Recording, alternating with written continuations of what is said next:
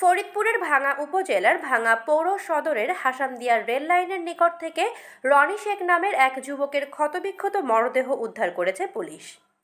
সে উপজেলার তুজারপুর ইউনিয়নের সরইবাড়ি গ্রামের মোস্তফা শেখের ছেলে। সেই পার্শ্ববর্তী হাসামদিয়া নামক একটি স্থানে মৎস্য আড়তে কাজ করত।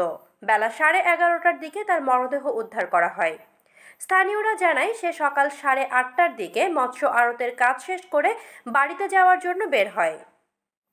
পরে স্থানীয় লোকজন রেল লাইনের পাশে মরদেহটি দেখতে পেয়ে পুলিশকে খবর দেয়।